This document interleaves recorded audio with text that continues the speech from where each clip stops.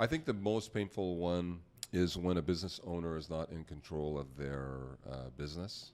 Um, that's huge. That happens so often that What do you mean by that? Not in control of their business? well, a business owner will call and say, you know what, I have to let my developer go.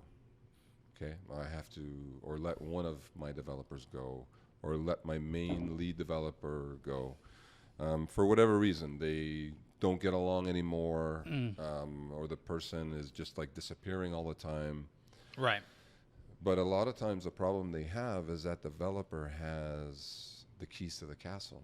You know, the developer has the access because for one reason or another, the developer somehow, and not, I'm not saying that there was malice or malicious intentions, but somehow the developer ended up opening accounts in their name, Oh, I or see. ended up somehow taking the master credentials away from the business owner and changing them.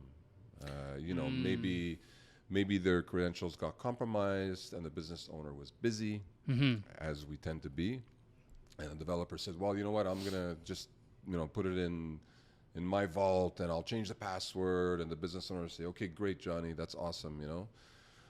But then a few years down the road, when it's time to have when there's a problem, then the business owner will realize that, oh man, he has everything, and sometimes it's the reason why they're calling us is because they want to change the person. They want to change developers because there's a problem. You know, maybe the developer has become problematic or rebellious. Vice versa too. I don't want to just throw the developer under the bus, but it is the business owner's business, so he or she's the one that's needs to have the access. So Right.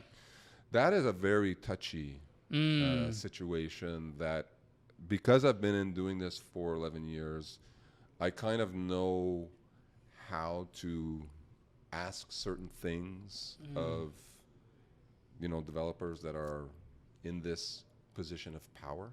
You know, I'll tell the business owner, I say, look, say the following to them. Say that, you know, you've hired a company to, you know, do some verifications, do some security verifications, do some type of verifications that's required because you're going into, you're trying to get some funding, some venture capital, something like that.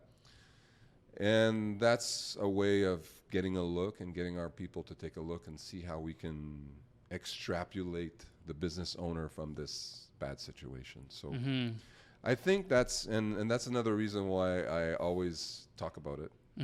I make those little videos, like, you know, Of course. just to do a little checkup.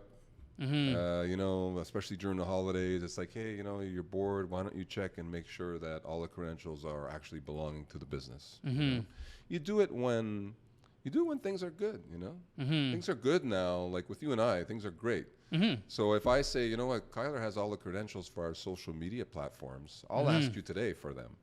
I'll say, by the way, Kyler, you want to put them in our vault, our 1Password vault? I won't wait until we're mad at each other.